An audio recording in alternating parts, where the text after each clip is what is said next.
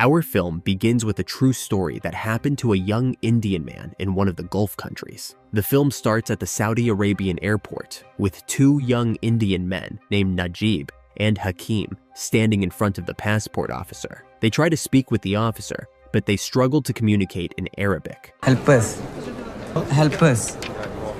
After their passports are checked, they leave and start looking for their sponsor in the reception hall, but they can't find him. They remain confused, unsure of who to ask or how to proceed, until they find an Indian worker at the airport who takes their sponsor's number and calls him from the airport phone, but there's no answer. The worker tells them that today is Friday, a day off in Saudi Arabia, and that the number they called is likely the company office number, which is closed for the holiday. He reassures them that their sponsor is probably on his way and might be delayed due to traffic. Najib and Hakim then leave the airport and wait for their sponsor. After a while, they notice someone staring at them intently, and he asks Najib if his name is Abdullah and who he is with. But Najib and Hakim don't understand him, so the man gets angry, calls them crazy, and walks away. However, he soon returns, takes their passports, and then comes back again, confirming that they are the two young men from India who have come to work for him. He then takes them to his car, and Najib and Hakim are relieved to have finally found their sponsor. At that moment,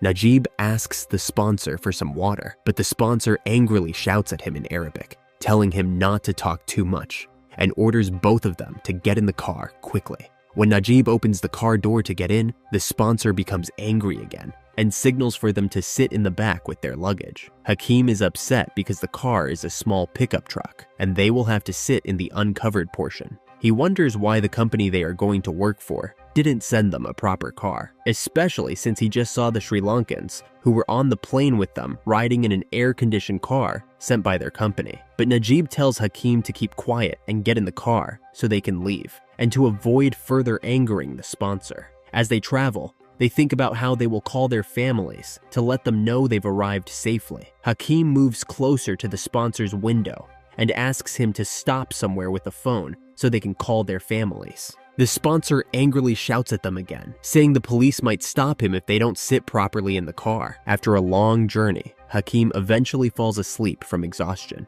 and Najib covers him because the weather is cold. They finally arrive in the desert, where the sponsor gets out of the car and calls someone named Abu Khalid. He then asks Hakim to get out of the car while telling Najib to stay inside. However, Najib follows Hakim and tells them that he and Hakim are supposed to stay together and that they need a phone to call their families. But the sponsor yells at him in Arabic, ordering him to get back in the car and not to leave it unless told otherwise. Najib doesn't understand a word, and Hakim tries to speak with the sponsor and Abu Khalid in English. हम लोग same company visa. Help us. But they don't understand him either and yell at him. Abu Khalid takes Hakim with him and closes the door behind them. Hakim is left shocked and devastated as Najib was taken to one place while he was taken to another. At that moment, the sponsor hits Najib, forcing him to get into the car and stay quiet. Hakim continues to cry and calls out to Najib, begging him not to leave him behind. Najib is then taken to another location in the desert where the sponsor calls someone named Jasser and asks him to keep Najib until the morning before leaving. Najib tries to explain to Jasser that he needs a phone, but Yasser responds in Arabic, saying tomorrow, and telling him that he needs to sleep now. Unfortunately, Najib doesn't understand anything he says. Najib then sees an old man who looks very tired, with torn, dirty clothes and a body that seems like it hasn't seen water in years. Najib thinks that the man might be Indian like him, and he asks him if there is a phone around and tells him that he is very thirsty. The old man asks Najib if he knows why he is here and points him to a barrel of water to drink from. Najib runs to the barrel and drinks a lot of water, showing how thirsty he was. Suddenly, he is startled when a camel approaches him. He steps back and looks around, asking the old man where he can sleep. The old man tells him to sleep anywhere. Najib then enters the tent where Jasser is sleeping, spreads a cloth on the ground, and lies down. The scene flashes back to when Najib was in India, working as a construction laborer, using water from an underground source. At that time, a coworker offers him a cigarette, telling him that it is an imported one from the Gulf, brought by his brother-in-law who works in Saudi Arabia. His coworker then offers to help Najib get a visa to the Gulf. Najib asks about the cost of the visa, as he doesn't have any money at the moment and would have to sell his house to afford it. His co-worker suggests that Najib could mortgage the house, saying it would only take 2 months of work to make the money and pay back everything he spent on the visa. After work, Najib goes with his co-worker to meet his brother-in-law, whose name is Karuvata. Najib gives Karuvata the money for the visa and tells him that he sold all his belongings and the gold he had to pay for it. Karuvata assures him that all the expatriates had to do the same thing in the beginning. Najib then asks what would happen if the visa turned out to be fake. This question angers Karuvata, who tells Najib that he has sent half the people from their village to the Gulf, and that the rest are eager to join the company Najib is going to. Karuvata then returns the money to Najib, saying he doesn't trust him anymore. Najib apologizes, explaining that he didn't mean to doubt him. Next, we see Sainu, Najib's wife, sitting with his mother, and they are talking about Najib's upcoming journey. They discuss how he will likely eat a lot of camel meat there because Arabs love it and eat it often. His mother recalls the first time she tried camel meat when her brother Nasir returned from a trip and brought back a large amount. Najib's mother asks Sainu to give Najib the phone numbers of her brothers, Nasir and Hussein, because they're also in Saudi Arabia and he might need them at some point. However, Sainu seems frustrated with her brothers because she had asked them many times to help her husband get a visa, but they ignored her and didn't help. At that moment, Najib returns home and asks his mother to make him some biryani with her own hands before he leaves. He also shows concern for Sainu because she is pregnant. Then, the scene shifts back to the present, where Yasser wakes up and finds Najib sleeping beside him. He gets annoyed and kicks him out of the tent, telling him in Arabic not to come into his tent again or sleep beside him, saying that his place is outside in the desert. He warns Najib that if he finds him in his tent again, he will break his legs. Najib is shocked and doesn't understand anything Yasser says, leaving him standing in the desert, not knowing where to sleep. The next morning, Najib wakes up to the sound of goats and sees the old man milking a goat. The old man gives him the milk to take to the sponsor, forgetting that Najib doesn't speak Arabic. Najib remains hungry, but the old man yells at him, telling him that the milk is for Yasser. Najib then goes to Yasser in the tent, where he finds him praying for protection from all harm. When Yasser sees Najib standing at the entrance, he gestures for him to come in, takes the milk from him, drinks it all, and then tells him in Arabic to go to the Indian man outside, as he will explain what his job will be. But Najib stays where he is, not understanding anything that was said. He tries to tell Yasser that he doesn't understand Arabic. This angers Yasser, who then tells him angrily that he doesn't want to hear him speak Hindi because he has a headache and can't tolerate too much talking in the morning. Najib becomes scared and tries to explain that he came here to work for the company and asks for help to return to the airport. However, Yasser treats him harshly, kicks him out of the tent, and tells the old man to teach him the job. At the same time, the sponsor arrives, and Najib runs towards him to ask for permission to call his family. As soon as the sponsor sees him, he hands him a sack to carry. Najib tells him that he wants to call Karuvata because he came to work for a company and was promised his own air-conditioned room. However, the sponsor ignores him as he doesn't understand him and instructs him in Arabic to take the sack into the tent. Najib goes to the tent and places the sack inside, then looks at Yasser and the sponsor with deep sadness, thinking about how to make them understand him. Afterward, they give him a robe and a pair of shoes, but they are old and worn out. Najib tries to speak with them again, taking out his passport to show them the visa and the paper from the company he was supposed to work for, which had Karuvata's name and number written on it. At that moment, the sponsor tears up the paper and the passport. Najib is shocked and devastated by this action. He gathers the torn papers from the ground before they blow away and looks at them with anguish and sorrow, realizing that the sponsor and Yasser are hiding something. Later, the sponsor is sitting and baking bread with Yasser and calls out to Najib, but Najib does not respond. The sponsor waves the bread at him to come and eat, so Najib is forced to approach them to get the bread because he is extremely hungry. He grabs the bread and eats it ravenously, but then begins to choke while eating. Yasser gives him a cup of water to drink and teaches him to soak the bread in the water to soften it and avoid choking again.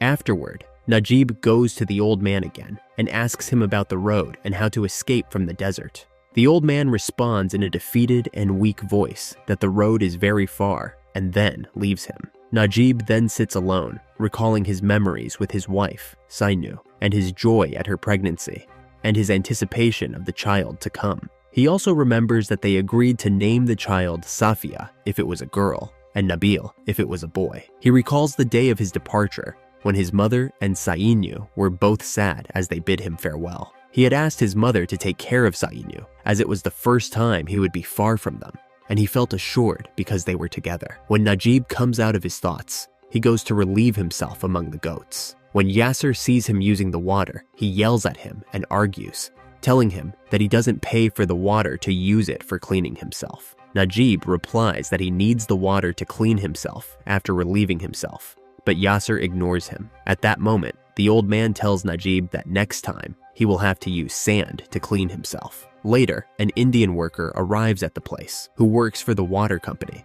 and fills Yasser's water tanks every day. Najib asks him to take him with him in the car and drop him off on the road because he wants to escape from the desert but doesn't know how. At that moment, the sponsor arrives and begins to argue with the water company worker for talking to Najib, asking if Najib had requested his help to escape. The worker denies this, and at that moment, the sponsor hits Najib with his agal. Najib grabs the sponsor's hands to stop him, which infuriates the sponsor, who asks him how he dared to grab his hands to prevent him from hitting him. The sponsor then goes to the tent to get his rifle to threaten and scare Najib. Najib grabs the rifle to protect himself, but the sponsor strikes him on the head with it, threatening, cursing, and insulting him, telling him that he will kill him and bury him in the desert. At that moment, Najib is lying on the ground and notices water flowing over the sand. This triggers memories of his time in India. He recalls jumping into the river to swim, the joyful moments he shared with Sainu as they swam together, and how happy and content they were. He also remembers his wedding day with Sainu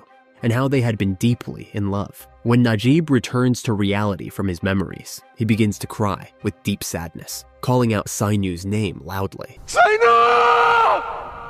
Later that night, Najib sees the old man tending to the camels and feeding them. He asks him how long he has been living and working there. The old man responds with a song, showing signs of madness and instability. The next morning, Yasser shouts at Najib for still being asleep. Startled, Najib realizes that Yasser wants him to milk the goats, but he doesn't know how. Nevertheless, he is forced to obey Yasser's orders and tries to milk the goat, but it kicks him at that moment. Yasser, angered, strikes the goat to calm it down so Najib can proceed. At this point, Najib inquires about the old man, noticing that he has disappeared. However, Yasser ignores him and doesn't respond. Yasser tries to inform Najib that he has other tasks to attend to, which is why he must quickly finish milking the goats, or else he will be punished. Terrified, Najib attempts to milk the goats again. After a while, he notices two sheep headbutting each other and tries to intervene to calm them down, but in the process, he gets kicked by the sheep. As he bends down in pain, one of the sheep perceives this as a challenge, charging at him and knocking him to the ground, causing him to lose consciousness. At that moment, the kafil arrives and fires a shot into the air with his rifle, causing the flock of sheep and goats to scatter in fear. He approaches Najib, splashes water on him to wake him up, and gives him a small sip of water. The kafil, frustrated by the animal's escape, orders Najib to get up and gather them again, warning him that he will be deprived of water for the rest of the day if he fails. Struggling to move, Najib eventually manages to stand up, and at that moment, a goat approaches him and stands beside him as if sensing his pain and suffering. The goat begins calling out to the rest of the herd, gathering them around without Najib having to chase them down. Najib feels this as a mercy from God descending upon him, and he weeps with joy, embracing the goat as he breaks down in tears.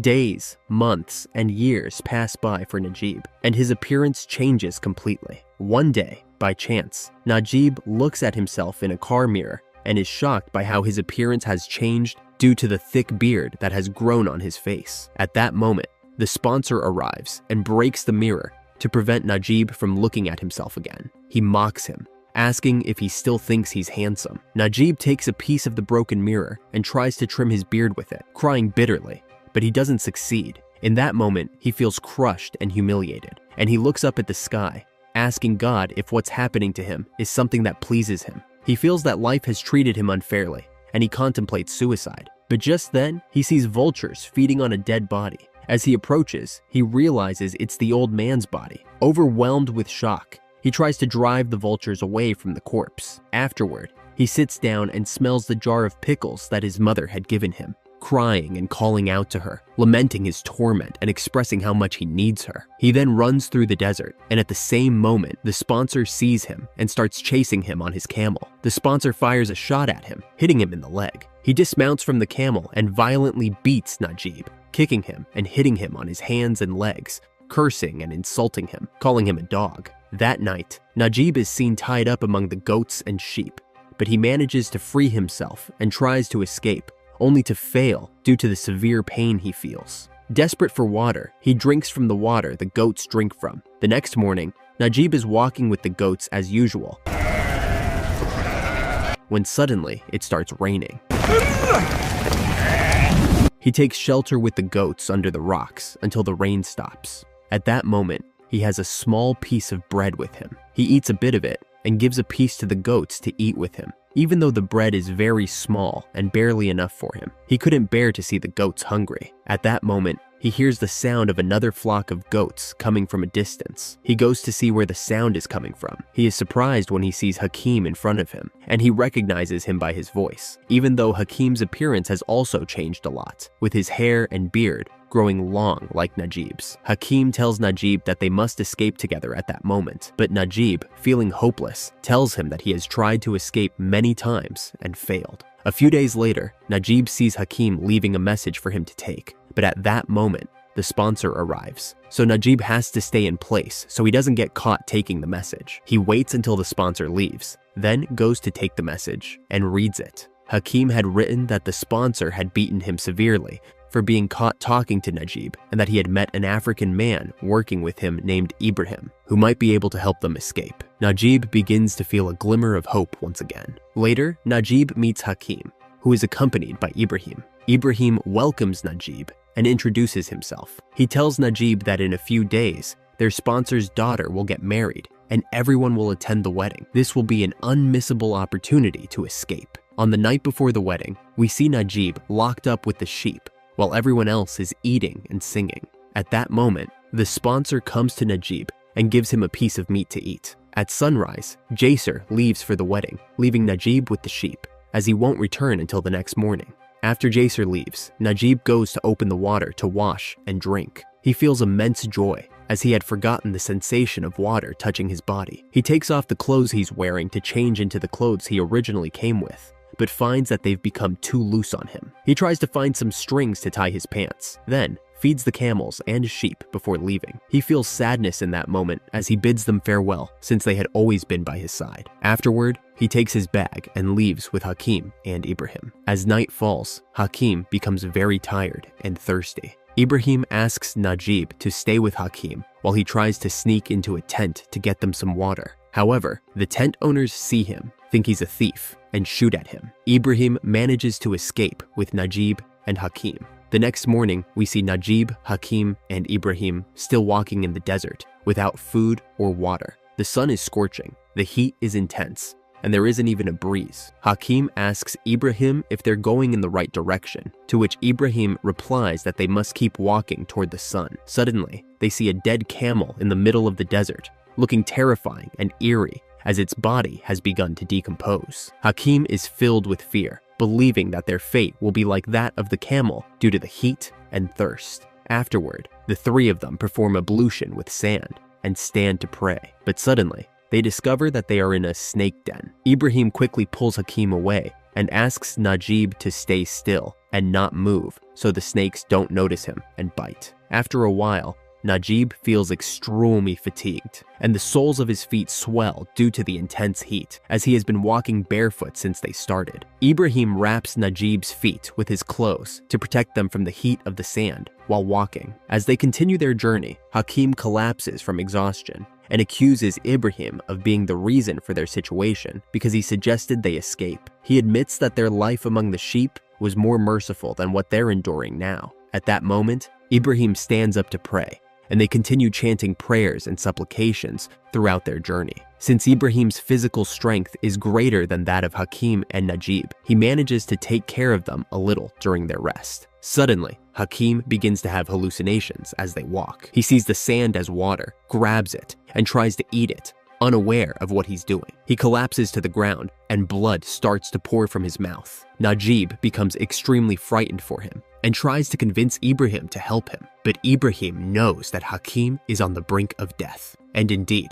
Hakim dies in that moment in Najib's arms. Suddenly, a sandstorm hits them, and Najib refuses to leave Hakim's body. Ibrahim asks Najib to leave the body so he can carry it away from the storm, but unfortunately, the storm reaches them. When the storm finally subsides, Najib remains devastated by what happened to Hakim.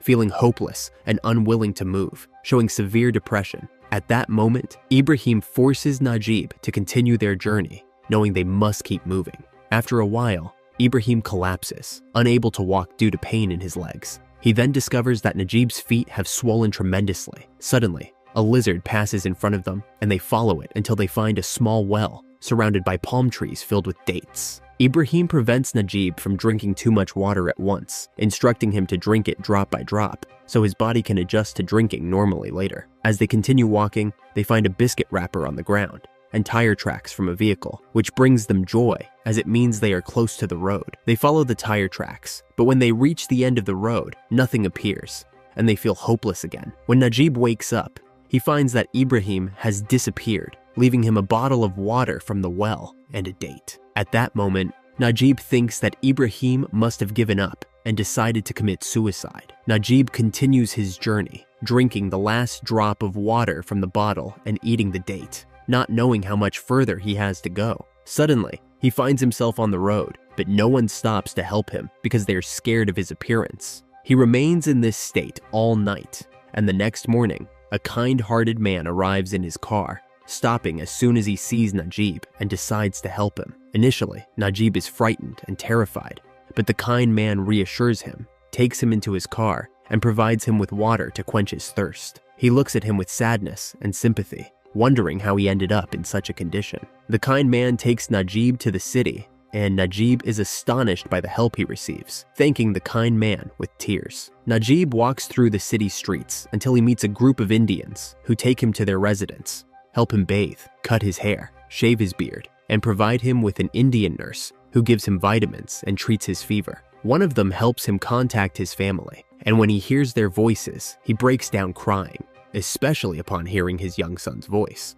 His wife tells him that their son has been named Nabil, as they had agreed. Afterward, Najib goes to the police station to obtain new documents and a new passport. Suddenly, he sees a picture of Ibrahim posted among the missing persons. Najib then finds himself standing with a group of people detained for fleeing their sponsors. Najib feels intense fear when he sees a sponsor beating one of them violently in front of the police. His fear increases when he sees the sponsor, who had previously detained him, approaching and telling him that if he were the real sponsor, he would have tortured him for fleeing. At that moment, Najib realizes that the person he thought was his sponsor was not the real sponsor, but had stolen him from the airport and pretended to be his sponsor, exploiting his lack of understanding of the language and the fact that no one would help him as he would not be understood. In that moment, Najib collapses and begins to cry. Afterward, Najib spent 3 months in prison until his exit permit from the country was issued. While many travelers with him had bags full of electronic devices and televisions, Najib had nothing but what was left of his life and health.